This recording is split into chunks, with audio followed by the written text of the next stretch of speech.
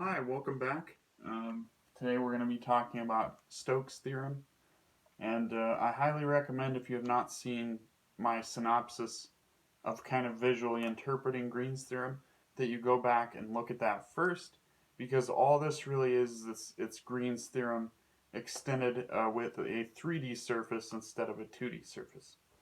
So, just defining some things, I'm defining this vector capital F as some vector field in this space. In this case, it's 3 space.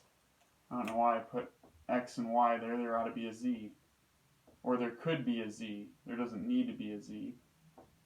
So anyways, that's my vector field. I haven't drawn it here because things were getting cluttered already. So I just want you to imagine that there's a bunch of arrows for every ordered triplet. For every ordered triplet, there's some arrow with a magnitude and a direction, and it's permeating through this surface. Alright, the second thing I'm defining is a function of x and y, which you could consider the f of x and y to be z for the surface. So in other words, for every ordered pair on the xy plane, there's some output, and if you combine all those outputs, you end up with this surface that I've got drawn in blue. So what we have going on here is we have a ds, which I'd just like to point out that the vector ds is equal to the normal unit vector of the surface times scalar ds. So the scalar infinitesimal of the surface, given a direction that is normal to itself, is equal to the vector ds. So some people will write it different ways. I think for CWI, I remember using the unit vector for n and then the magnitude of the surface element. Alright, so I'm going to zoom in on this surface element, and what you'll see here is you'll see the magnitude ds, which represents the area, the surface area, for that small infinitesimal chunk. Then I have the normal unit vector drawn in black. That's always 90 degrees to the surface. And then I have another vector drawn, and it's not, in fact, I haven't drawn the field, the vector field vector there. What I've got drawn instead is the curl of f. So that's the nabla cross vector field there. And what this represents is some curl that's being measured for this surface element. And what we're going to take a look at next is it's kind of just spatially, it's a lot more elegant to me, this theorem is, once I looked into it and kind of was able to get a decent understanding for it from a perspective of logic. So if you'll notice over here, I've drawn this surface from a top view, and this will just make it easier for me to draw. So as you can see, I've subdivided it into a bunch of ds's, a bunch of little surface elements. And the other thing you'll notice is that the curl of f for each one of these ds's is going to be measured counterclockwise because of the right-hand rule. So in other words, my thumb's pointing up, so the curl is going to be measured counterclockwise. That doesn't mean it will be counterclockwise. It may end up being negative, meaning that it would be going clockwise. But for convention, we always stick with the right-hand rule. So if you look at all these surface elements, if I take the curl of every surface element, you start getting all these little counterclockwise circles in the middle. And of course, these circles are actually, they're represented by the curl of f dotted with n, much in the way that, for example, angular velocity, even though we draw it as a curled arrow, we really, for a vector, it's actually pointing normal to the curling. So in the same way, even though I'm representing these with drawn circles, really they're vectors pointing out of those little surface elements.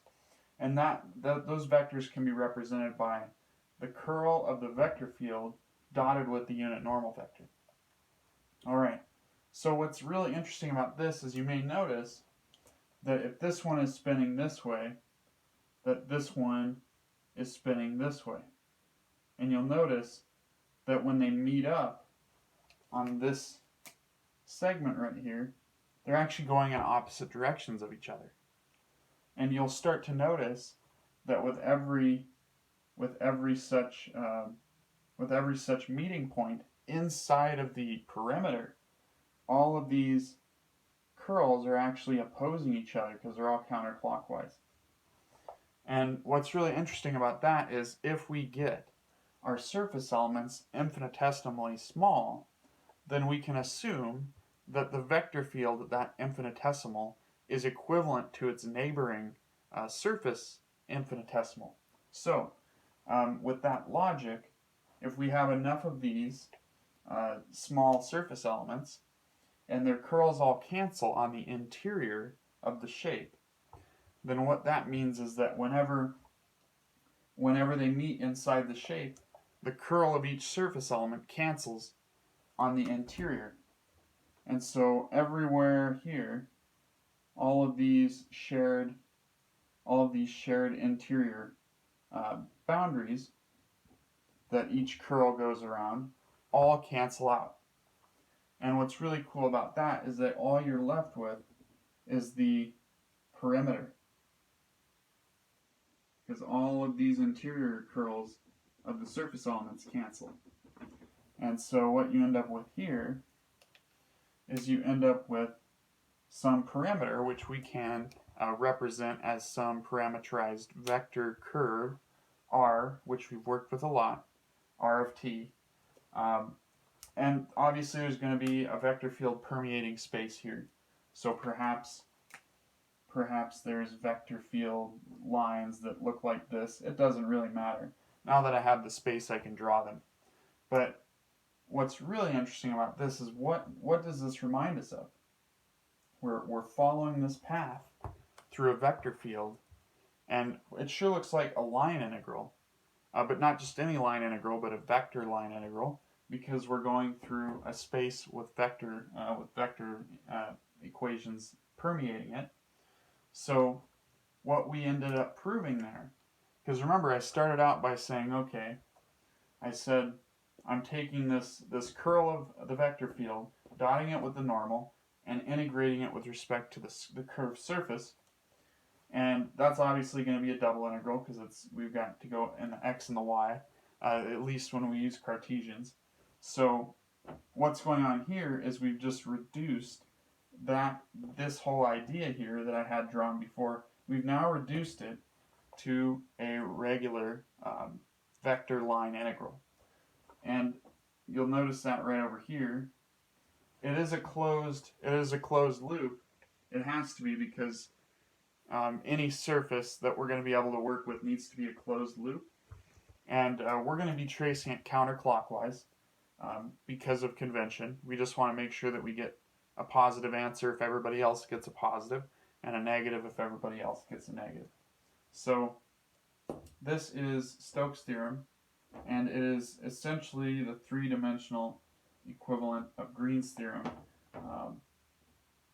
It looks kind of elegant. I mean, it's really cool that it's just reduced down to the little surface elements all having interior curls that cancel with each other.